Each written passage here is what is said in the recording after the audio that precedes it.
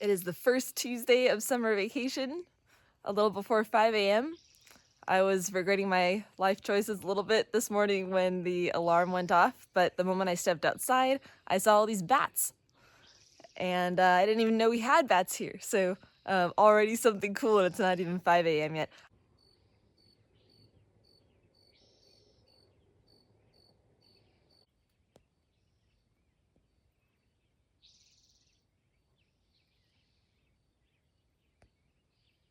I'm off to hike Agua Tibia mountain from the Dripping Springs trailhead.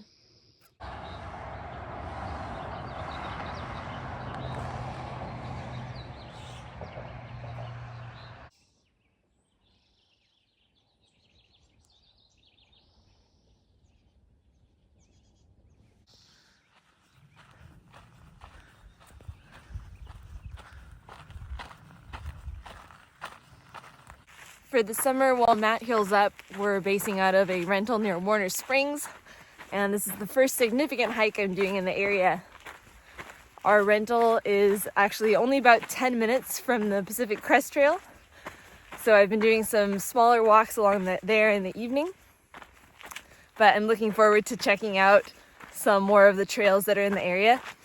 One of the things I tend to enjoy is when you go to a new area and you get really familiar with it, to the point where you can find your way around without a map, and you've seen all the major landmarks around from every different angle.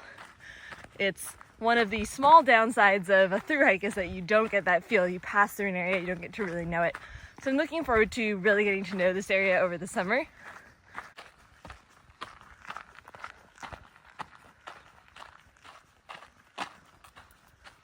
Now, as far as places to really get to know over the summer, the Southern California desert wouldn't necessarily be my first choice, but this was an ideal location for Matt's healing for other reasons.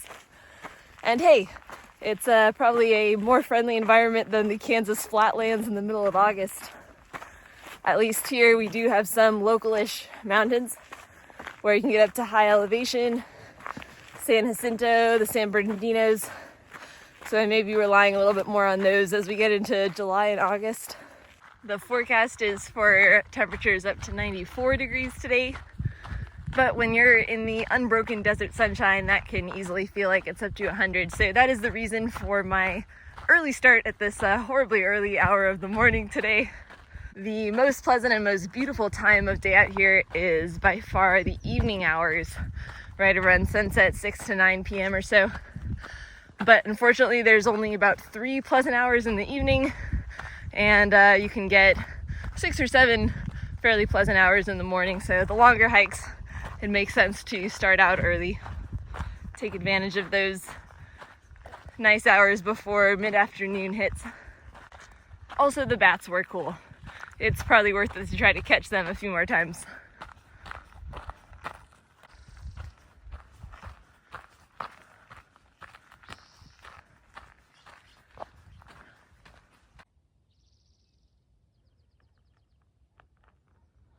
That's interesting.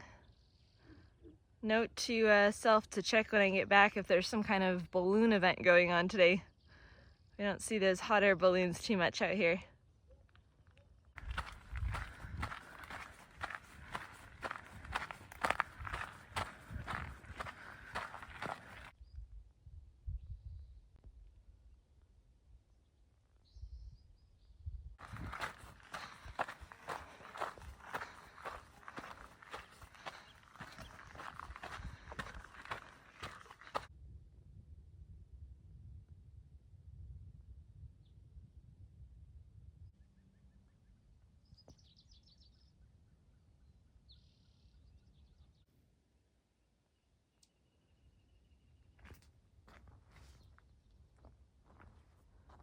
As far as my other activities for the summer, I already had one major accomplishment yesterday, which was I completed the Hogwarts Legacy game. Super fun. I highly recommend it to anyone for whom Hogwarts and the Harry Potter series was a big part of your childhood. Really lets you relive those childhood fantasies of flying around on brooms, solving your way through magical caves with clever application of charms, occasionally turning people into chickens, and so on.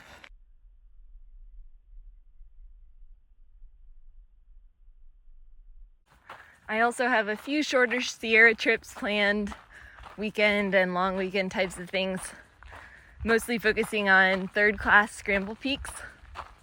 The first one is going to be into the Sequoia area to climb a few little rocky domes, nothing too high, but Kettle, Ball Dome, and Sugarloaf, which allegedly has a little cool tunnel system and some problem solving involved. I've also got plans to do Arrow Peak over Taboose Pass. That'll be a repeat. I did it a number of years ago, and it was a really fun climb, nice aesthetic ridgeline with a fun solid third class. Another thing to look up when I get down the hill is going to be the name of this fruit. I think I've heard it called a rambutan fruit before, but I'm not sure that's correct. And I'm also curious if it's in any way related to the Osage orange, a fruit that we got very familiar with last summer as we walked through the Midwest and became a long-running joke for us. Another one is Whirl Mountain, which is up north of Yosemite in one of my favorite parts of the Sierra. Comes highly recommended by Matt. I think it was one of the early third-class peaks he led for Sierra Club. Allegedly has a fun tunnel and some interesting route finding. Lastly, I'm going to be attempting the east ridge of Mount Russell in September with a group of friends. Mount Russell is a 14er. It's just across the saddle from Mount Whitney. Has a number of routes up it, all of them interesting, ranging from third to fifth class. Unfortunately, since it's in the Whitney zone, it's super highly impacted and super difficult to get a permit. When I attempted it before, it was pre-COVID, so they had walk-up permits. It was a little easier to do. We got a walk-up permit and we were attempting the Fisher Carrette, but unfortunately got blown off due to weather. And after COVID times, those walk-up permits went away. It's now all reserve ahead of time. They're always fully booked. So we've been trying to get one, and we were really lucky this year. Got one for a weekend. So we're going to be attempting the East Ridge, which is a third-class climb. But everyone who I've talked to who's ever done it has raved about it, how fun it is, solid, sustained. Tends to make books like classic climbs of the Sierra, if that says anything. So really excited to give that our best shot.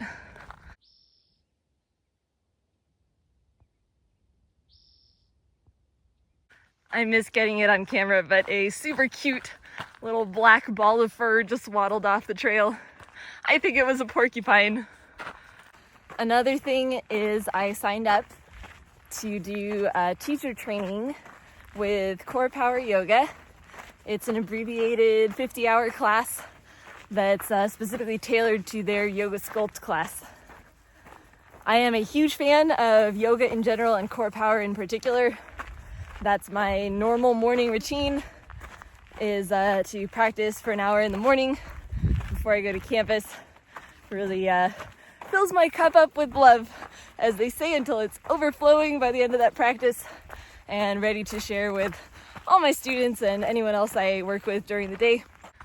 In the studio, there's a little sticker they have in one of the lockers that says, "Yoga because losing your shit is frowned upon." And that really resonates with me. When they closed the studio during COVID, I was definitely losing my shit a little bit more often.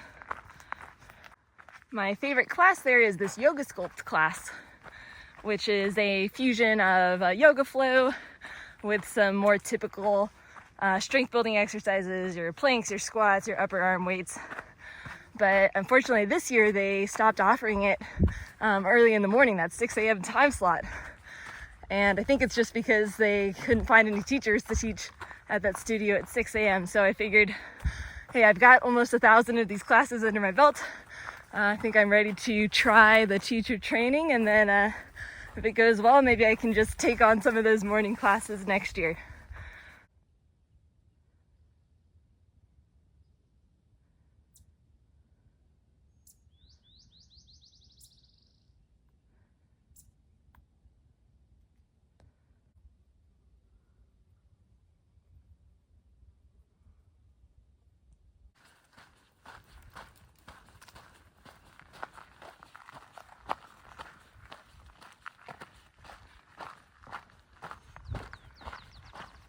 There are some pine trees up here. They start at about 4,200 feet.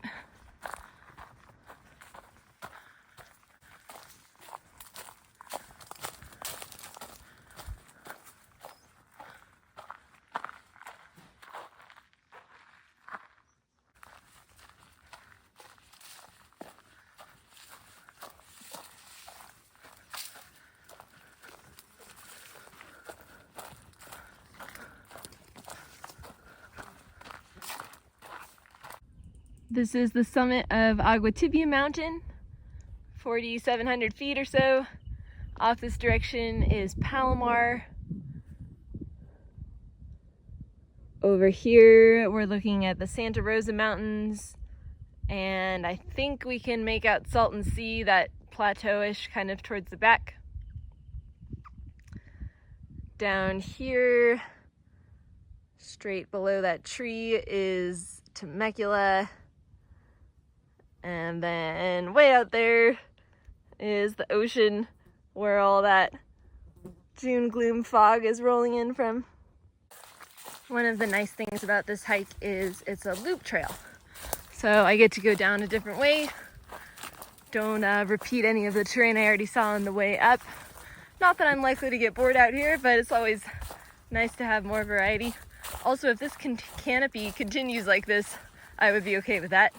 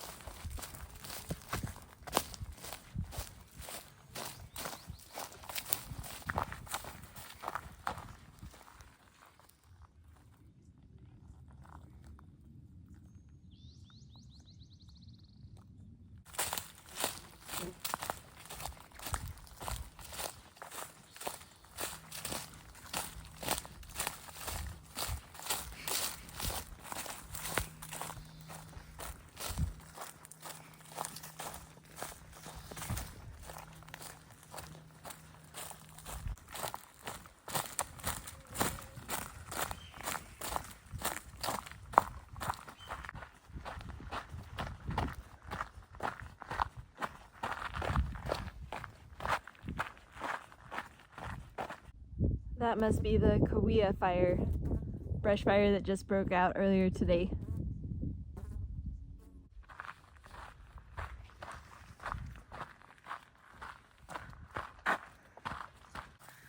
The trail's going a little slower on the way down.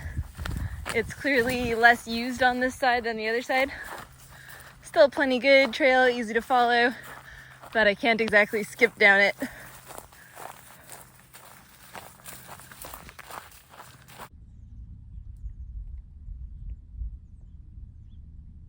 It did end up getting hot, but I've been pleasantly surprised with the amount of vegetation and shade this trail has, so it's been fairly pleasant overall. The last hour or so, there's been planes constantly going back and forth overhead, presumably trying to contain that Kauai fire. On the whole, I would say that the trail I took up, which is the Dripping Springs Trail, was a little prettier, more in the way of flowers and views. This trail back is called the Wild Horse Trail, and main highlight I would say is the views down toward the creek.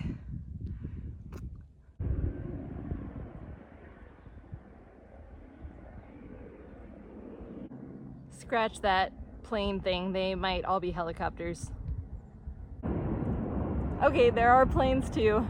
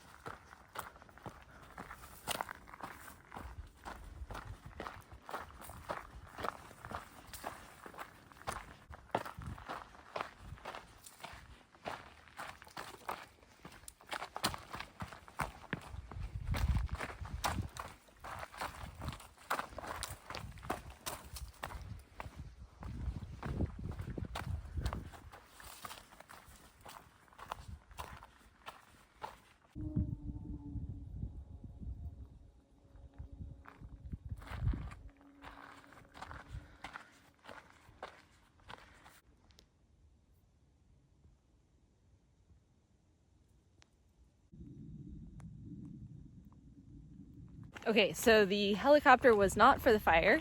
The plane was presumably for the fire.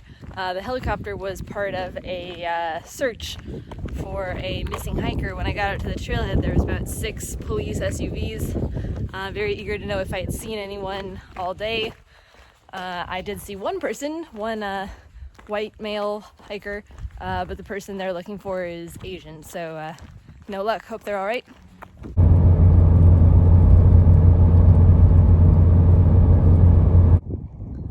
Home sweet home.